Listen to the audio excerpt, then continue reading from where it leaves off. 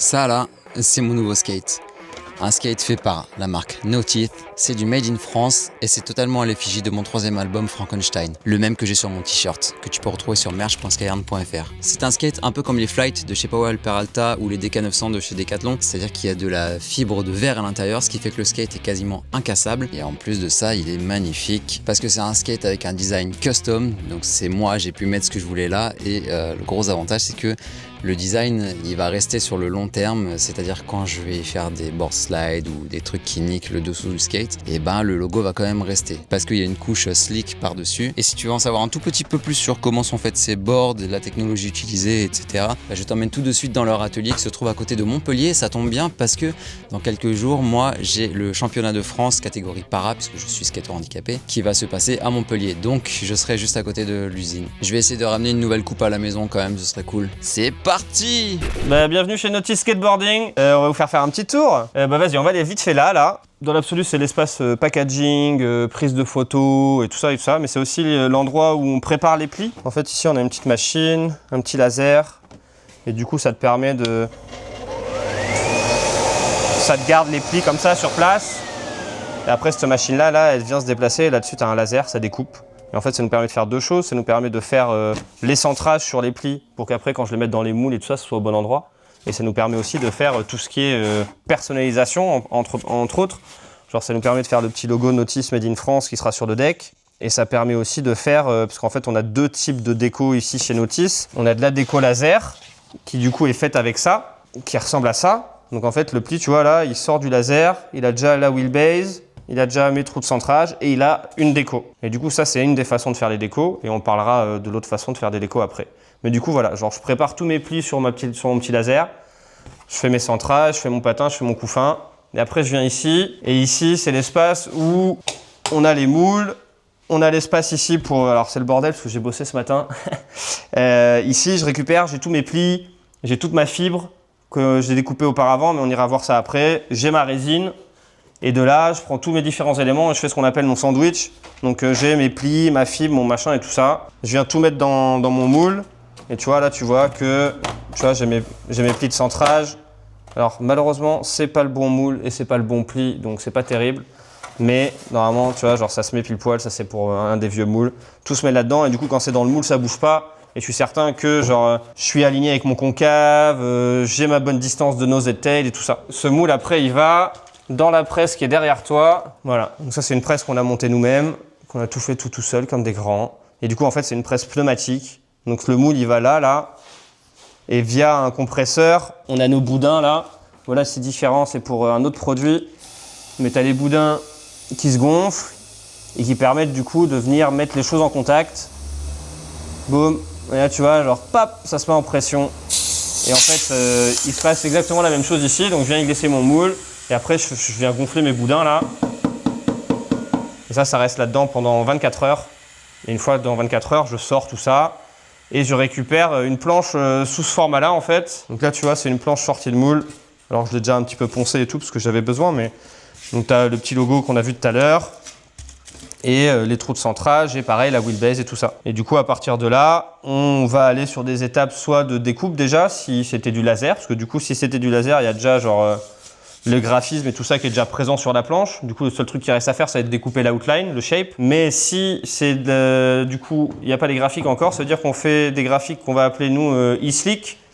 Et en fait, on a développé une technologie où on est capable d'imprimer des graphismes sur du tissu. Et du coup, on travaille avec des artistes et des gens pour faire toute une gamme de déco. Alors, soit notice unique, enfin, de production, on va dire, soit du coup personnalisable, parce que du coup, moi, si tu m'envoies un motif ou un quoi que ce soit, on peut très bien imprimer un motif que tu veux, et du coup, tu sais toi-même ce qu'on peut faire, tu pourras du coup mettre la photo de ta planche si tu veux, et après, en fait, on vient appliquer ce tissu sur la planche, avec de la résine époxy et tout ça, pour que ce tissu devienne partie intégrante, en fait, de la planche. Et du coup, il reste, bouge pas, j'allais chercher une board. Et en fait, ce tissu, il devient collé. Ça, c'est un de mes vieux skates, tu vois. Mais tu vois, le tissu, il devient collé, partie intégrante de la planche. Ça a plusieurs avantages. Ça a l'avantage que ça dure vachement dans le temps, parce que le graphisme, il est sur l'épaisseur du tissu. Donc tu vois, genre là, j'ai fait des slides, j'ai fait des machins, j'ai fait des trucs, mais tu conserves encore ton graphisme. Donc ça, c'est un peu cool, tu vois. C'est-à-dire que dans le temps, ta planche reste sexy. Et aussi, vu que c'est une surface en époxy, bah, pour les slides et tout ça, genre c'est top. Genre tes premiers board slides et tout ça, genre tu vas grave glisser, il n'y a pas besoin de trop waxer. Et si tu fais du street et tout aussi, c'est cool, les curbs un peu pourris, les machins, genre ça marche super bien. Et du coup, une fois que tu as ton graphique qui est posé comme ça, là, donc ça c'est dessus, ça durcit, ça devient dur et tout. Et du coup, on prend ça et on va aller du coup dans l'espace découpe. Et en fait, ici, on va voir le cœur de l'atelier dans l'absolu. Ça, c'est une machine, une commande numérique 3 axes. Donc c'est programmé par ordinateur. C'est super précis et ça permet du coup d'être super précis et reproductible. Donc c'est-à-dire que 2 planches vont être pareilles. Pour faire simple, moi j'ai un support comme ça. Et j'ai un support pour chaque wheelbase. Parce qu'on est capable d'offrir différentes wheelbases. Donc j'ai de la wheelbase de kids. Et après, j'ai des wheelbase adultes diverses et variées, 14, 14, 25, 15, blablabla. On est capable du coup aussi de faire de la wheelbase sur mesure si jamais il y a besoin. Et du coup, je prends la planche. Donc là, c'est mes wheelbase en 14, 25, je crois, 362. Tac, tac, tac. Et je viens poser ma planche ici. Ça se fixe sur la machine, ça bouge pas, toujours au même endroit. Et du coup, ces 4 points sont toujours au même endroit. Ma machine, je suis capable de lui dire d'où est-ce qu'elle commence ses programmes. Parce qu'elle, elle est capable de reproduire. Elle se met toujours au même endroit tout le temps. Et du coup, de là, poup, ça vient sur du coup les planches rectangulaires qu'on a vues tout à l'heure là. Du coup, tu vois, là c'est ma wheelbase 362, c'est mon support 362. Hop. Tu vois, ça se monte comme ça. Là, je la mets sur place, tu vois, je la fixe pour pas qu'elle bouge. C'est pas très important. En sachant que mon support là, il est accroché à la machine. Et du coup, après, je viens. Et tu vois, genre ça en fait c'est une défonceuse ou c'est genre une raboteuse, bref. Et ça c'est commandé par l'ordinateur on va dire.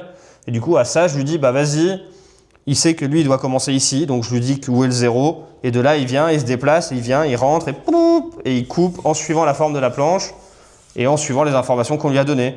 Donc tu es capable de faire un shape standard, un shape pointy, un shape old school, un shape sur mesure, un shape ce que tu veux. Nous, sur l'ordi, on les dessine, on te les envoie pour que tu valides visuellement est-ce que ça te plaît, est-ce que c'est ça que tu voulais.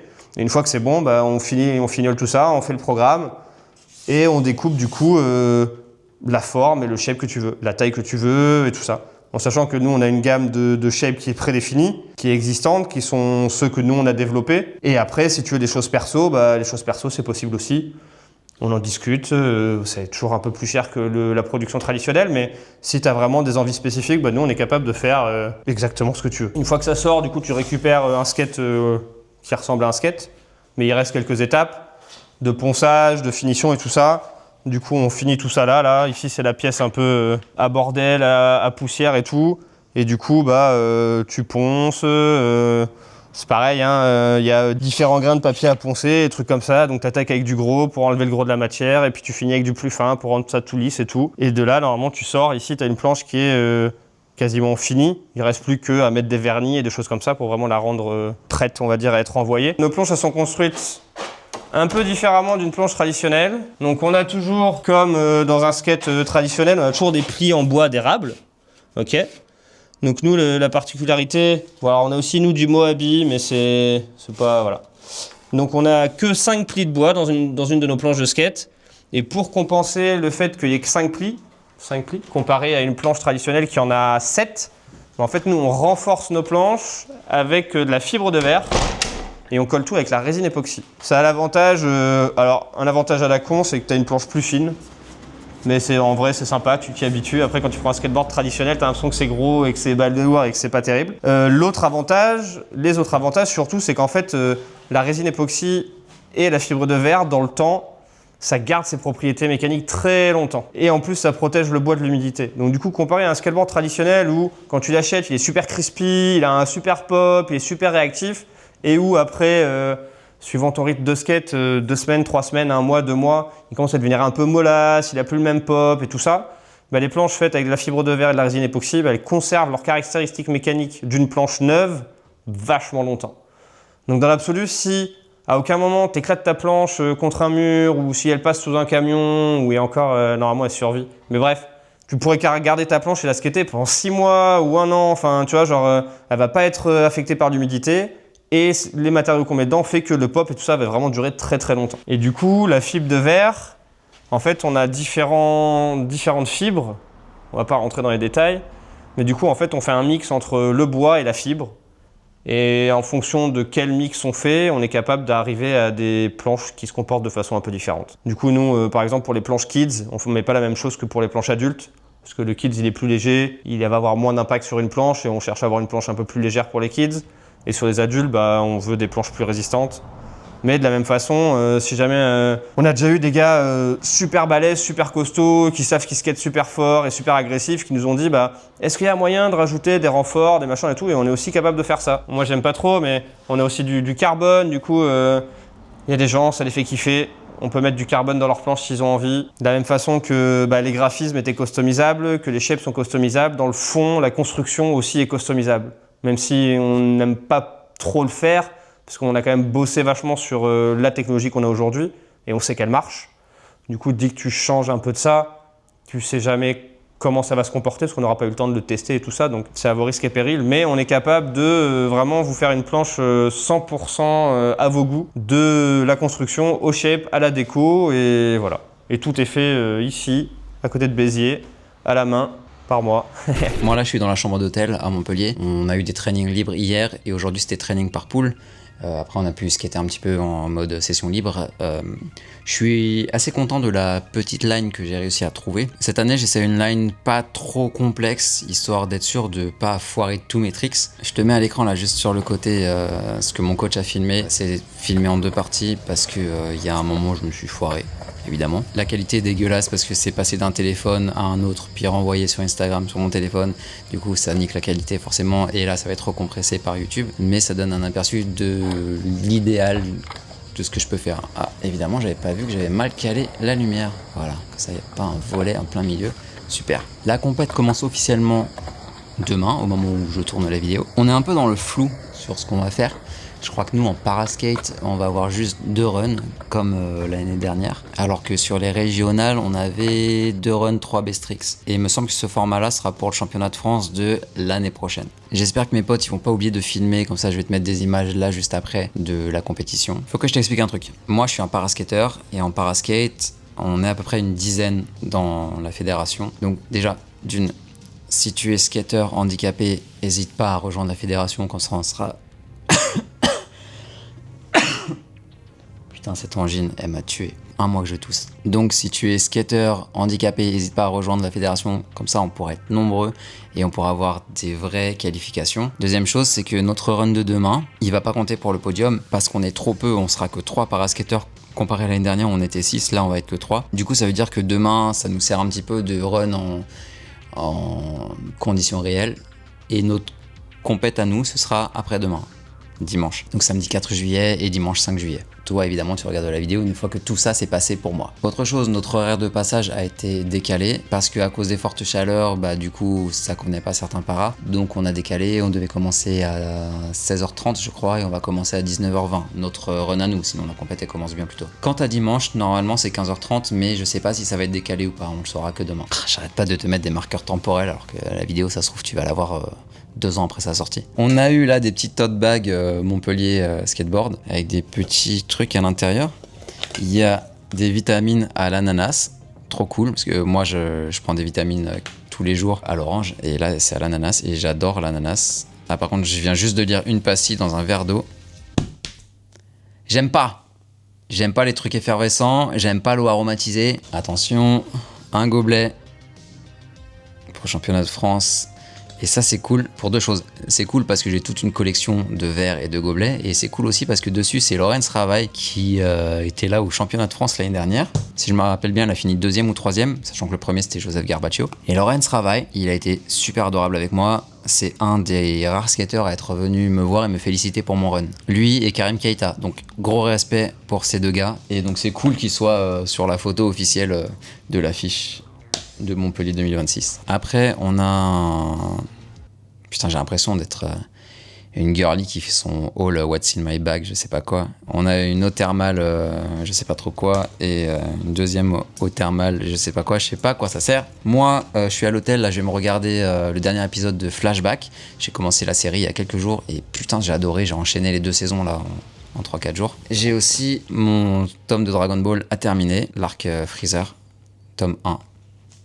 incroyable. Direction le championnat de France, on est samedi 4 juillet et ça se passe au skatepark de Gramont à Montpellier. Ce matin on a eu notre training para à 10h du mat et notre heure de passage je crois que c'est à peu près 19h20 et là la compète commence à 14h. Donc là je vais déjà aller rejoindre des potes de Lyon qui sont descendus pour me voir et ça va être cool, je vais leur demander de filmer mes runs.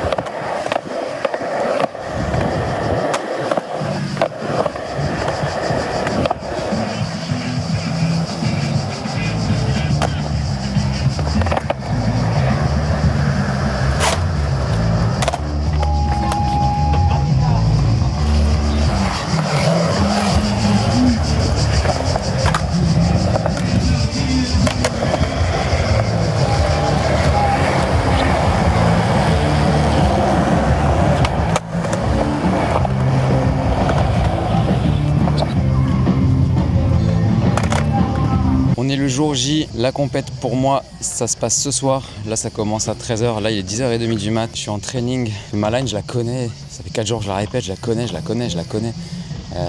suis arrivé là first try à froid, donc c'est cool, j'espère pouvoir la mettre ce soir sans me merder.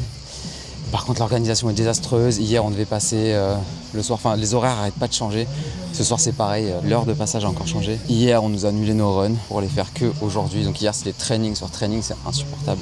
Prime Skateboard Club, c'est parti pour Julien. Manuel pour passer la plateforme là-bas. Early grab par-dessus la petite plateforme.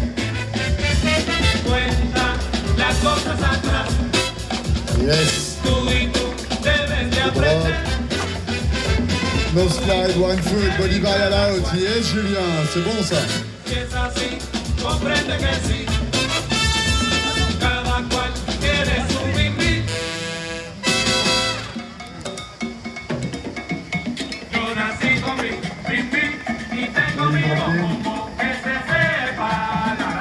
Yeah. Oui, yes, Julien. 5 secondes encore.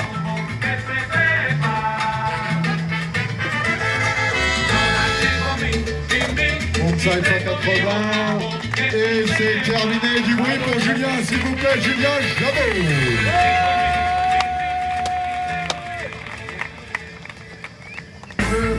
Voilà qui s'élance. Manuel, grab.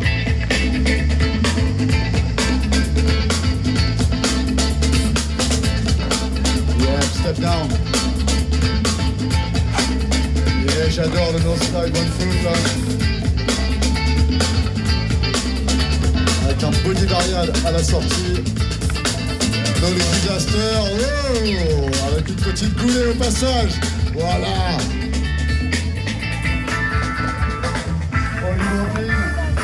Il te reste une dizaine de secondes. Oh là là. Voilà. Allez Julien. 35, 180, ça se remet à l'endroit et c'est terminé. Faites du bruit pour Julien Jabot. Et Julien. Régalade.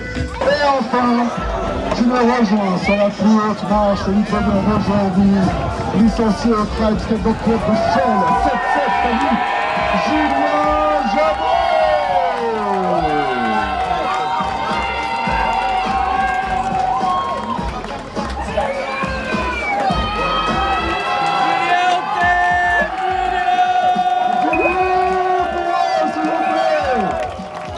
Je suis au bord de la route, je suis en train de rentrer en région parisienne et ça, c'est ma médaille d'or, mais bon, elle est en bois quoi. Il y a écrit Street Para number 1, première place.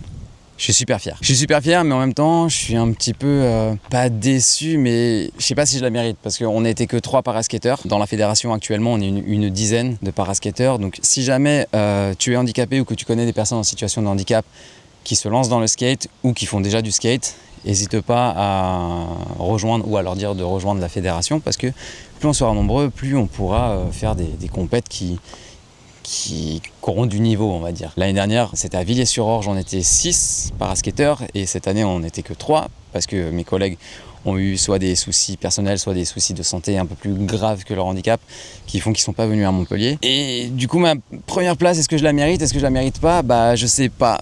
Là, je suis champion de France en para pendant 1 an, puisque je remets mon titre en jeu l'année prochaine. Mais il y en a 2 ou 3 dans la fédération qui sont meilleurs que moi, mais ils n'étaient pas là.